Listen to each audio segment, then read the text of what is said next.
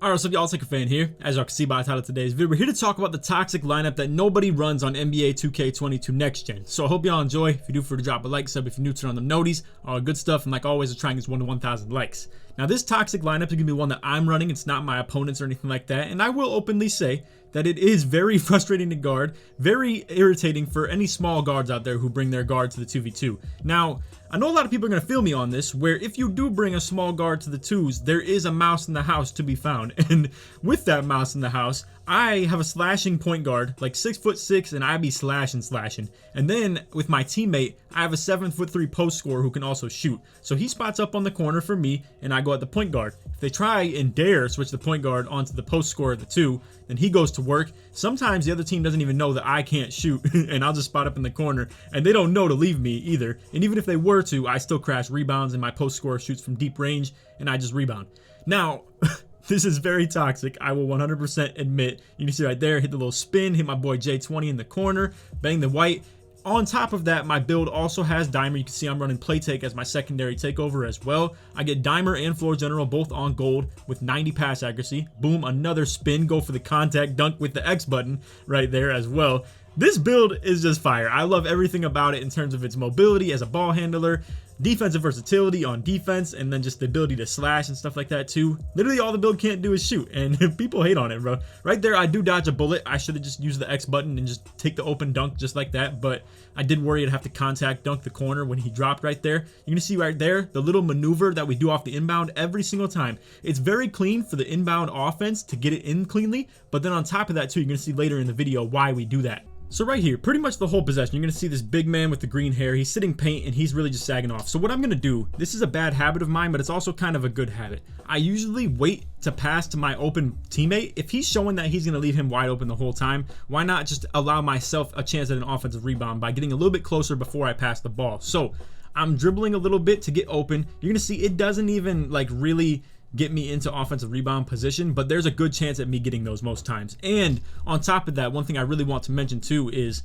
with me being on a point guard and a big man being on J20 right here, even if he misses, I'm matched up on point guards and I still have silver rebound chaser with really good defensive rebound rating and offensive rebound rating, and that's what this one's applying to, I guess. But anyway, most point guards that you go against, if they do bring a true PG, don't have rebound rating at all, and they dare to bring these builds onto the 2v2 court. So anyway, my whole point with this is I'm driving before I pass the ball, just in case of a miss right here. He does make this, however, and again, shout out to the gold Dimer. It really goes crazy, man. It's really fire to have this. I also have floor general on gold as well, so it's helping my boy J20, who's on a 7'3" with max wingspan, actually still hit his three-pointers. Right here, again, you can see drop off the corner.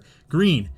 He's not going to miss. He really is not going to miss. Now, not everybody you play with is going to be of that caliber. Me and J20 go way back to 2K17, and I haven't played with him actively since that. So it's not to sit here and say that J20 is some dude that I just picked up because I'm a YouTuber and I get, you know, the best to play with or anything like that. Me and him go way back to before I even had 10K subs or anything like that. Anyway, you can see green on the dunk right there. Again, I'm doing that little maneuver where I go in and out, makes for a really efficient pass, super quick. You can see I go for a horrible spin take right here, though. I got way too greedy with doing that over and over again, and I get completely bailed out right here. I go for the chase down, and the ball enters from below.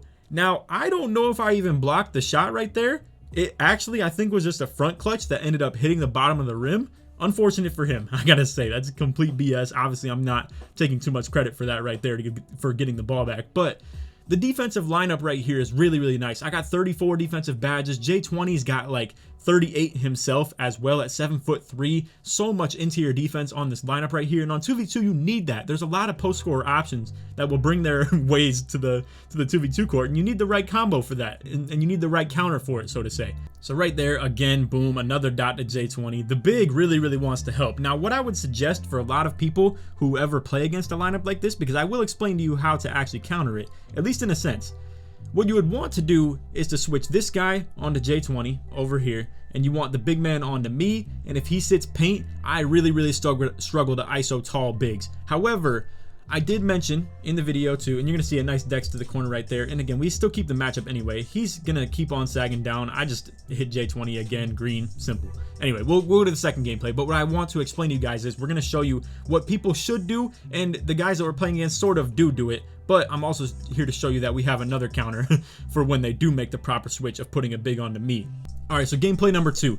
This is going to be us as the away team. They get ball first. You're going to see what they actually have out here for a lineup. It's something that's kind of similar to ours too. I know I did mention in the title, the toxic lineup that nobody runs on 2K22 Next Gen, but truth be told, this is one of your classic post-score lockdown lineups where they're going to run through the post and then they have a lockdown that's going to kind of camp paint for offensive rebounds and stuff like that, but we have the perfect counter to that in the first place because I have a really good rebounding build and I can really stop this guy at the 1. Now, the difference between our lineup and their lineup is I am a capable ball handler who's actually ISOing, and I'm the first option rather than the post scorer being their first option. So right there, you're going to see, boom, he doesn't take that open jump shot. That kind of allows me to realize, okay, well, maybe he can't shoot. So maybe I just sag off a little bit more. So again, he drives off of that. The big man, however, is capable of a mid-range shot. But again, you're going to see them work through the post. I'm dropping down. I'm helping off a lot. You're going to see he's trying to drive on me. I'm just built pretty decently on defense, so it's not hard for me to defend a build like his.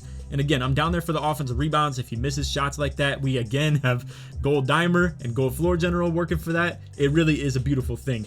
So that maneuver right there, keep that in mind for the end of this game. I might show you guys the second game as well, that they came around and they understood how to maybe defend us a little bit more. As a matter of fact, I will show you that. It wasn't as flawless as this one. And I'm just here to let you know, I'm not going to play someone over and over again every single time I play on the 2v2 court. Some people just don't want to play this once they've already played it once. But I will show you how they choose to counter it and how we try to counter it ourselves as well. And J20 struggles to shoot a little bit more in that gameplay, but either way, I'm going to show it to you just to allow you to see the adjustments that these guys make. So right here, I'm going past him a little bit. The corner sags off a little bit for no reason, and really the lockdown had it. He had it right there where he didn't need any help. But either way, these bigs really can't help themselves a lot of times to drop down when they see someone constantly slashing. Like right here, you can see he did drop. J20 doesn't get the shot off, but nonetheless, I know when I'm driving to the hoop real aggressive and somebody gets beat for no reason and was like behind me after I drove, that I probably can get a really easy take in terms of an actual like dot to the corner. Right there, really bad take. I could have gone with something really quick. As a matter of fact, we're going to run this back and I'm just let you guys see how horrible of a take this was. Sometimes I struggle on the fly to realize, because I'm thinking in this moment before I did this little move right here, that he was going to be a little bit more on my right. However, I get right past him. I could have easily just dunked this or passed it off to J20. You can see he does stay at home, however. So either way, this is really bad. This could be a turnover very often where I just like the ball bumps into him just like that. And then boom, like you guys saw in the gameplay before this where I did turn it over. And I have really low close shots. So that shot should not go. What I should do, even after I did the spin, is just continue with the spin and go with the driving layup rather than the standing layup for the close shot. But either way, 11-2, I pop my takeover right here. Big man is not too happy with it. Right here, though, I go for the spin again. I think this one could have been really good. You saw the contact dunk spin earlier in the game. I think that was very similar to that right there. I don't think that one was a bad take by any means. But anyway, come back with the behind the back off the inbound, coming out with some Trae Young size up package right there. Go for the contact dunk, green. It's a beautiful thing, man. And I gotta say, with how everybody in this game plays the exact same way and how overpowered small guards are in terms of ISO and what the 3v3 meta is that I've played game after game after game after game after game of on 3v3, where it's just constant pick the bad matchup and ISO. I'm doing the same thing. I'm picking the worst matchup on the court, just like ISO point guards do when they come out here with one screen and then try and figure it out from there. But nonetheless, here is the counter to it, right? So you're going to see what they do off this inbound. J20 comes up all the way, which gives them, this is what any team could do, mind you. They could literally, any team could do this. When he comes up all the way, they're able to switch this. They are equal defenders right now. They could go to whoever they want. So in this situation, big man goes to me, lockdown goes to J20. They're thinking maybe he's just a spot up, he's a weak link. Right here, I go for the dunk meter. Big man blocks it. Simple, right? Like that's hard for me to do. I should have just gone for the up on the right stick or the X button, anything like that. But regardless, I went for the dunk meter and he blocks it. I did also shoot a late on it. However, this is the counter to it. So you're going to see what they do when I am the inbound catcher. I go with that little in and out combo right there. So you can see I move in to like initiate contact with him. Then I weave out, and just like that, he's never going to intercept this. Like I'm pushing off essentially on some like Brandon Marshall stuff on offense. So anyway, he's running at me. He's like, oh shoot, this big man wants to switch with me. Okay, Big's trying to go here. Lock's trying to go here. However, boom, I dot him just like that. J20 wasn't ready for it though, unfortunately. But he knows that now. That was the first time that we ever had that situation. And regardless, I still kept the point guard on me, who, again, mind you, is a pretty good tall lockdown. He does look at least 6'5", 6'6", something like that. I'm 6'6" as well. So I'm able to keep the matchup on me either way. Now right here, you're going to see he hits me. Now I'm thinking, okay, he wants to drop. Boom. Got him again. Easy. Easy money. Requires a little bit of passing vision. It doesn't require a lot, though. I'm not going to sit here and make it act like, you know, make it look like it's some pro-am passing vision. But boom. They're trying to switch again. Green. Easy. Beautiful. And it takes kind of strategy, game planning, further thinking, knowing what you want to do to counter when they add their counter to your offense. So now we're going to show you their counter to our offense and show you how we counter it as well, like I just said. All right, so second time around, we have the home court this time. Now, I will let you guys know the gameplay is a little bit more ugly because there were just times that J20 missed open jump shots or something like that, but the principle stays the same.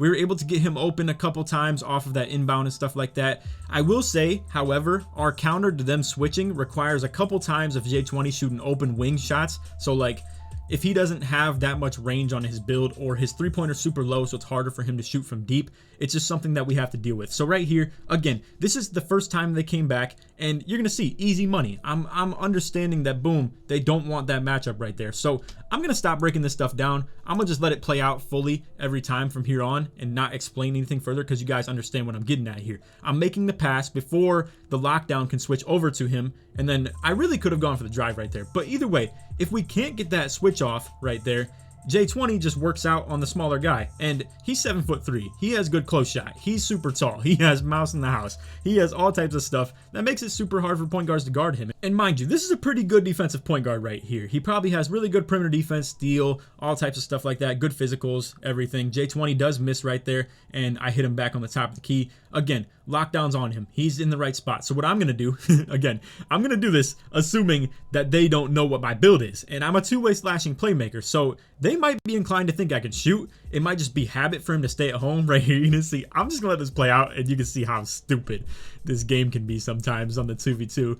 Think twice before you bring your 7-3s to the 2v2 court, because this right here could happen to you. So this goes on for like 30 seconds, I promise you. But anyway, we're going to go ahead and just fast forward through this. But you can see, I mean, literally over and over again before it finally goes to the side of him. But off this one, they finally get the switch correct. So what you're going to see, boom, I run over here. It doesn't matter. Big man doesn't have to guard me from three-point line. However, he's just out of position a little bit. So I'm able to actually just get past him. But the times where J20 is the inbound catcher and I am the inbound passer are very hard for us to actually maneuver the right techniques to not let them switch. Right there, I just hit him way too late. And the further to the side that you go, or just the longer it takes for that pass to get in, the harder it is for that to be a thing. But as you can see, my man is out here greening hook shots too. I mean, this is a toxic lineup. And you're going to see on this one right here, I'm spotting up wing instead so that they can't predetermine or premeditate when they're going to get that switch off. So right there, I'm just spotting up wing. If he sags off really deep and like is really far because I can't shoot, then I'm just going to go ahead and get the pass and then actually drive off of it. But if he does play me super tight like he did right there, I'm going for the back door. It's a lot of methods that I've had over the years because a lot of times I do line up at the one. You can see right there, he actually played the lane really well, but I get the pluck steal. I will say, this gameplay is before the update. This is from a couple days ago, mind you. So, boom, right there, I go for the spin. Beautiful. I mean, that's how I'm trying to get it every time, but unfortunately, I do it at bad times also sometimes. But anyway, like I said, this gameplay is from before the patch from a couple days ago, so just mind you, the pluck steals are a thing in this one. I don't even run pickpocket anymore, to be completely honest with you guys. It's not worth my time. It's not worth me even going for steals anymore. It's kind of sad, to be honest with you. But this one right here, again, they switch the big on, and I'm able to try and get to the hoop, but he still gets the block on me. I still get a really bad timing. It's harder for my meter in the first place, too, because he's bigger. Right there, we get the open jump shot for J20, easy, and unfortunately, he just misses wide open, but it is what it is. He's tall build. He's a tall build. He has a really good defensive build, mind you, as well. I get the pluck again, but again, he has a really good defensive build, and it makes up for it if he does miss a couple shots here and there, and that's why I'm running things like Dimer and Floor General, because obviously he's suffering in his three-point rating a little bit, and on 2v2, you want to be pretty consistent with that. So right here, again, J20 super tall, but you can just see he kind of catches him jumping right there. I think Pogo Stick is a really fire badge, too. It kind of counteracts the whole pump fake meta of these bigs, and it makes them look stupid, too. No matter how good your close shot is, if you're trying to pump fake all day and sit there and wait for a good take, it's just not there. So right here, again, I'd like to think my build's pretty good at rebounding, but either way, this dude goes up with some bad take. I mean, there could probably be someone out there that's way more toxic and way more efficient with the lineup that they're running and stuff like that. But nonetheless, we're out here running the better version of it, because if this dude was a more capable ball handler, then there'd be times where he were able to actually like target the point guard. What these guys probably run into every now and then, though, if they run through strictly the post and they don't have this guy touch the ball any, is that they might run into a 7-3 who is going to give this dude all types of problems with the post-ups, and then all this dude can really do is just out-rebound point guards. Whereas my build will go at point guards and literally just kill them, like destroy them. So right there, boom, big man dropping down again. J20 does miss, unfortunately, but again, we're going for the steals and stuff. They're panicking. Again, forced pickup, boom. I mean, there's not a lot they can do against our lineup. When they come out here and they try and just post score over and over and over and over again as the only thing they can really do, then our 7-3 just counteracts that entirely. Whereas we have the two options that can avoid if they had a 7-3. Now, to be completely honest with you guys, I don't know what we would do against a team that brings two 7-3s. We would struggle against a team that has two 7-3s, and honestly, we'd probably lose every single time. But that lineup's not going to be very common or very easily found on the 2v2 court, because that lineup would absolutely struggle with any actual point guards or anything like that. Again, third time that big man's on me, he blocks me 3 times out of 3. It is not very comfortable for me to ISO the bigs, to be completely honest with you, because they get crazy chase down blocks. They have really good defense. This dude's hawking and stuff too. I mean, he is a good defender, and it's very hard for me to deal with those types of people. So that's why I come in here with a viable second option. Another option that you guys might see in a future gameplay is my boy Cook made a 6'8" build that can pretty much be a secondary ball handler in a sense, and I'll run pick and roll with him if they put point guards on him rather than me, and they try and switch the big onto me. So I'll just run pick and roll. It's like a second alternative way of doing this rather than post scoring and giving it to J20. Instead, I let Cook get the ball and we run pick and roll a little bit. I'll definitely be giving you guys some gameplay of that in the future. But again, this lineup right here, definitely toxic. I'm not trying to advocate for this being like a super fair thing.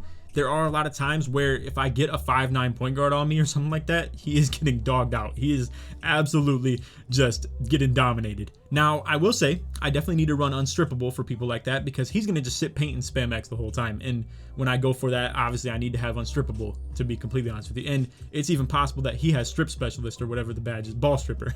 It's possible that he has that too, and that might give me some problems. So this lineup is not counterless. There are things that will counter this, and I will absolutely struggle. Like, for instance, the double 7-3s. That is going to be a pain in my back. It's going to not be very fun to ever play against that. So anyway, it's the good and the bad with the 2v2. It's a lot of cheese on 2s, and you can expect to always see something that's cheese and really crazy on 2s. And for me, it's strategy stuff like this, where I'm lined up at the 1 and I have a stretch big lineup at the 2, where I can kind of exploit matchups and stuff like that. So anyway, that's off the video. I hope y'all enjoyed. If you did, feel free to drop a like, sub if you're new, turn on the noties, all that good stuff. Like always, let's try and get 1 to 1,000 likes. And if you made it to the end of the video, put 20 in the comments to show the support's made all the way through, and some support from my boy J20. He has been a really cool teammate to play with on here. Again, it's the first time I really ran actively with him since 2K17, and it's cool to see him on that 7-3 just balling out, man. So anyway, that's off the vid. Hope y'all enjoyed. Other than that, take these, man. Peace.